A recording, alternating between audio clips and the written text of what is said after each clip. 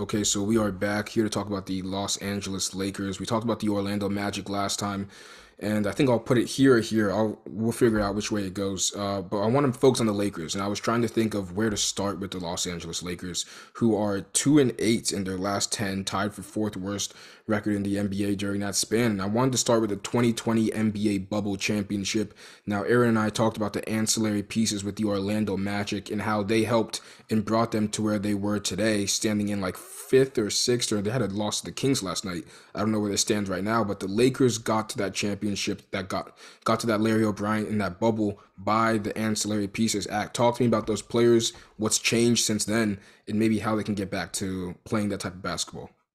Well, I think the biggest thing that's changed is they're starting to play AD more as a center instead of a power forward, which is something they really didn't really do as much in 2020. If you look back at their most common lineups, a lot of their best lineups had either JaVale McGee, who actually had a really good season that year, or Dwight Howard at the center position instead of AD playing the center and kind of having a 2 through 4 of a little bit more, switchy kind of rangy kind of guys. And I think AD might be better back at that 4 position. He might be a little more comfortable, allows him to do a little more. He doesn't have to sit in the paint as much. And even in this modern era of basketball, you still need one big man. You need a guy that can set screens, and AD just doesn't really seem to do that. He seems to like to play off the ball and get open for shots a little bit more. So, if I was the Lakers, I'd be looking at picking up some kind of big man that you can play either starting lineup or off the bench to give AD a little bit of break down in the paint. So before I mention my point, you don't think Christian Wood can be that piece? You don't think Jackson Hayes can be that piece? What type of guy are you looking for to fill that role? I'm looking for a vet. I'm looking for someone a little more established than Christian Wood and Jackson Hayes. They're both still young. Neither is really having that good of a season. They both kind of struggled. Their minutes have got cut. Like I said, they had JaVale and Dwight last time, guys with much more experience and guys that were a little more comfortable in those scenarios where they weren't, the main guy. Yeah, with Anthony Davis, thanks for bringing that up because I had a thought and I made a TikTok video about this earlier months ago. But I was talking about AD in the bubble and why he was so good was because he was still in that power forward, slenderish frame, right? Where he was able to be faster than centers, but too big for forwards.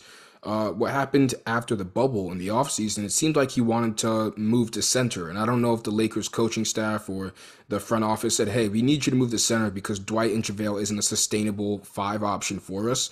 But he gained that weight, he gained that muscle, and then going into the 2021 season, he was still playing as if he was the slender forward Anthony Davis. When instead, if you gain that muscle, you have to change your playing style to match your frame. And I don't think he did that. Staying on the Lakers 2020 bubble run, though, they had Caruso, they had Rondo, they had Kuzma. And although Kuzma was young, I'm mentioning him with these other guys, and Caldwell Pope's another big guy there, where the role players the Lakers had were able to make the pass before the pass. If you're on LeBron's team, your IQ has to be there. And I don't think D'Angelo Russell and as good as Cam Reddish may be on defense, I don't think they are able to bounce off LeBron like Alex Caruso or Caldwell Pope or Rondo was, especially Rondo. Talk to me about those pieces in the backcourt for the Lakers. Right. I definitely agree the chemistry's not there all the way. But the one guy I will say who's really proved himself this year, there's a lot of haters, a lot of doubters coming into the year, but Austin Reeves has been great. He really has. He's shooting the ball well. He's playing better defense. He's even playmaking. He's done a great job. The problem is he can only stay on the court for so many minutes. And like you said again, having Rondo, like another vet, having him out there with experience, he had a little bit of run with LeBron in Cleveland, I believe he did.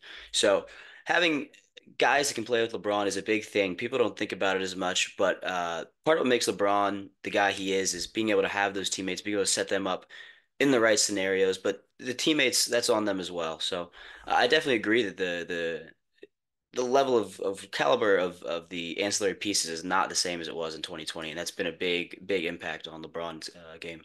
Yeah, and last thing before we move on to the next kind of point in this Lakers discussion is that Austin Reeves is great, but the Lakers had multiple guys who could do what Austin Reeves did, and I don't mean shot creation, I mean like playmaking. So Austin Reeves is a bucket. We all know that. Alex Caruso may not be able to get a bucket like Austin Reeves or Rondo couldn't either, but they were able to, when LeBron was off the floor, still run that offense and still keep things going smoothly. With that being said, I want to talk about the Lakers carousel because it seems like we're seeing the same thing every year with Lakers fans. They start off hot, they cool down significantly, they have a bad stretch of games. The coach starts getting under fire. NBA Trade Finder, ESPN Trade Finder starts going crazy for the Lakers fans, they think they can get anybody. Donovan Mitchell trades, who they think they can get anybody. The Lakers carousel, why are they always stuck in this rut, this year over year rut? And how can they solve that? Because you have LeBron and AD, it shouldn't be like this every season. I don't necessarily think it's a rut as much as I think it's the expectations are always a little higher than they probably should be, just due to Well, they them made the Western being the Conference Los Angeles Finals. Lakers. They made the Western Right. Conference Finals. So the expectations seem to be rightfully there. They lost to the NBA champions. So how can you go from that team to now trying to fire the head coach and saying we don't know what's going wrong? I don't understand. I also think it's early in the season. You got a small sample size. It's been what 40 games so far. But again, you can't. They made the conference finals, but were they even a good matchup for the team they faced there? Not really. I think that I'm going to say they were lucky to be there, but I don't think they were necessarily the right team to be there. A lot goes into it. A lot can go wrong in the playoffs. Anything can happen. We've seen eight seeds beat one seeds when we know the one seed was the better team, and they weren't a very high seed last year. So I just I don't know if the expectations are where they should be. I still think the expectations are just a little bit too high. All right, well, let's set the playoffs aside and talk about right now, real quick. 24th game in the season after losing to the Miami Heat without Jimmy Butler, trailing at the end of the first quarter. That's the most in the NBA. So they're notorious for getting off to slow starts. And I don't know what you can attribute that to because LeBron and AD are starting these games. But they don't have the necessary firepower. And this is where I want to get your take on it with the analytics and the 3 point shooting. And I know how you feel about the influx of the three and how necessary it is. They're not able to shoot themselves back into games like other teams have the ability to. How can they fix that issue? Well, they don't really have a ton of shooters, and I mean they didn't when Yeah. they won the chip either. So I don't think that's necessarily missing. The one thing I would look at is their ability to get to the free throw line, which they are doing a pretty good job of. It's about in line with where they were when they won the title. So it almost makes me believe that the defense might be more of an issue than the offense is. I mean, if you look at the 2020 team, I believe they were top five in defensive rating, and this year they're ninth, which is not that much worse, but enough to make a difference. I mean, even if you look at the season they won, the offense was also much better than this year, but in terms of how do I put it? Nominal. In terms of nominal, it's not the same. I guess I think the league around them has grown up quicker than they have, more or less. The league has got more efficient with the Lakers to stay the same. And I think it's what we're seeing with the Suns right now too, right? Where Kevin Durant is being asked to be one of the premier defenders for that team because they're short on defenders, right? So if LeBron's in your closing five and LeBron's trying to take some possessions off for the offensive side of the ball, LeBron's not checked in at like he was 5 years ago on defense, right? And I think that's part of it too, where if your star player, as good as LeBron may be, is kind of taking possessions off. How does that go and trickle throughout the team? Now, I want to talk about the post game pressers last night. Darvin Ham, after the game, said the whole lineup thing isn't. Oh, that's what Anthony Davis said. Darvin said we can't stay consistent if we're not healthy.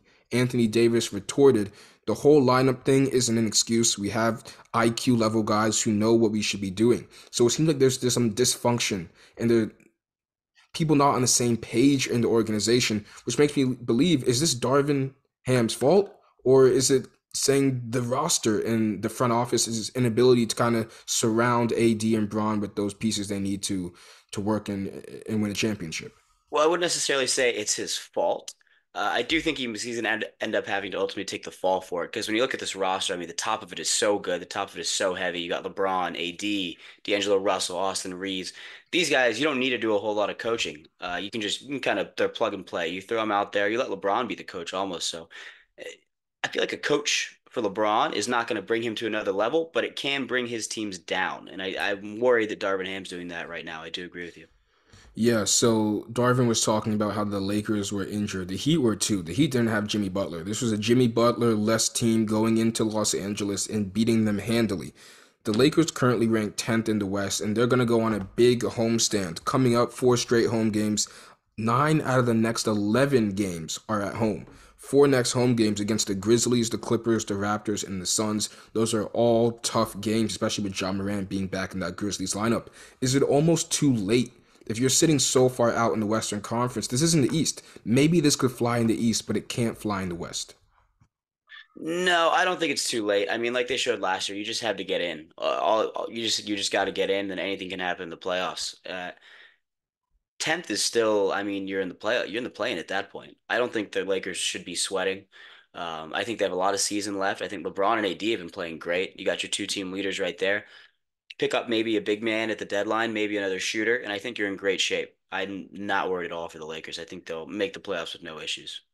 I want to push back a little bit on that. And only reason why is because you mentioned how the Lakers maybe weren't, they were a great team last year, but maybe they weren't the right matchup for the Nuggets in the Western Conference Finals. If they make it in this time, the Nuggets are at two. So if they're the seventh seed or the eighth seed, they're facing Denver in the first round, not in the Western Well, Conference Finals.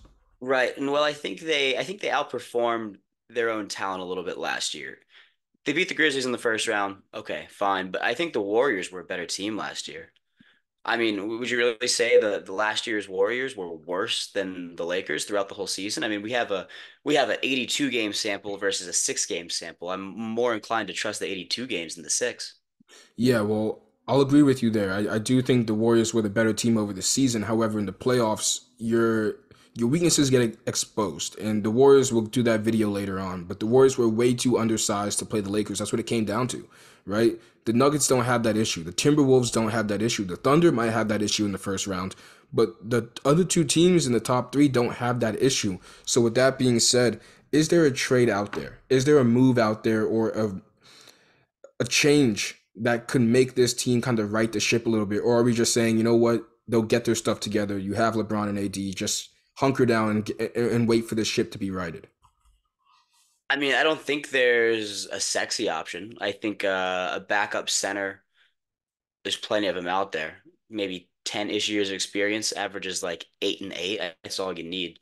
I don't think a big splash is what they need. I think they need one shooter and then one big man they can kind of play off the bench or play with alongside AD in a Twin Towers kind of thing. I don't think they need a huge splash, but I do think they need to do a little something with the roster just to shake it up. All right, so with that being said, we'll wrap up. The Lakers, what's your prediction for where they go? We can always revisit these and kind of clip them up on TikTok. Man, I think they'll go about 600 the rest of the way, which would put them at what, maybe 44 wins? 44 and 38? Okay, Go 44 sliding in 38, yeah. sliding into the Western Conference. I like that. The Western Conference is going to be a gauntlet. We'll be making more videos talking about the West and the East. Leave a comment with what team you kind of want us to do a deep dive on and kind of touch up on. With that being said, Aaron, you got anything left, man? Yes, I have one thing. Shout out to Demoy Hodge. Very cool to see a Virgin Islands player in the NBA. You don't see that a whole lot. So shout out to him. If you're listening to this, I'm a big fan. Shout out to Demoy Hodge. Did I say that correctly? Say that one more time. That's right. Demoy Hodge. Yep, you Demoy got it. Hodge. Shout out to you, man. Thank you guys for listening. The next video will be up soon. Stay tuned and hit that subscribe button. Peace.